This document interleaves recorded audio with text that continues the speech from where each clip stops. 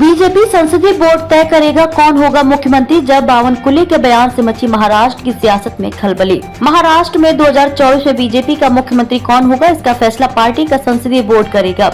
यह बात महाराष्ट्र बीजेपी के अध्यक्ष चंद्रशेखर बावनकुले ने मंगलवार को एक संवाददाता सम्मेलन में कही।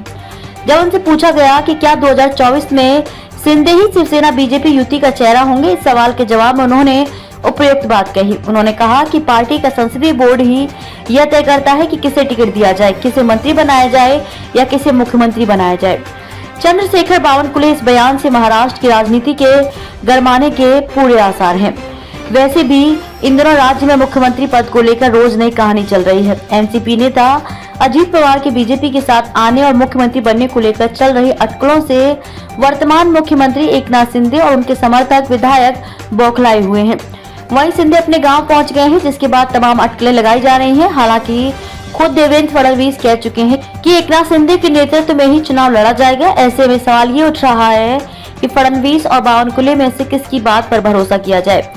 बावनकुले के बयान का महत्व नहीं, केसरकर। शिवसेना शिंदे के प्रवक्ता और मंत्री दीपक केसरकर ने कहा कि देवेंद्र फडणवीस कह चुके हैं कि अगले चुनाव में भी सीएम का चेहरा एकनाथ शिंदे ही होंगे और शिवसेना का भी यही मानना है कि सीएम पद का चेहरा एकनाथ शिंदे ही होंगे। इसलिए बावनकुले को गंभीरता से लेने की जरूरत नहीं है, क्योंकि बीजेपी का नेतृत्व देवेंद्र फडणवीस से बात करता है। शिंदे चले गए गाँव। इन सब के बीच मुख्यमंत्री एकनाथ शिंदे अचानक 3 दिन के लिए अपने गांव चले गए हैं। उनका गांव महाराष्ट्र के सतारा जिले में है। शिंदे के ओएसडी विनायक पतरुडकर ने बताया कि मुख्यमंत्री शिंदे एक धार्मिक कार्यक्रम में शामिल होने के लिए अपने गांव गए हैं। वे वहां से भी कामकाज कर रहे हैं। सीएम 26 तारीख को वापस मुंबई लौटेंगे। एकनाथ शिंदे के अचानक छुट्टी पर जाने की कई अहम वजहें बताई जा रही हैं। पूजा अर्चना के लिए गांव गए शिंदे। दरअसल सुप्रीम कोर्ट में शिंदे गुट के विधायकों की अपात्रता के संबंध में जल्द फैसला आने की उम्मीद है। इस फैसले पर एकनाथ शिंदे का सीएम पद टिका हुआ है।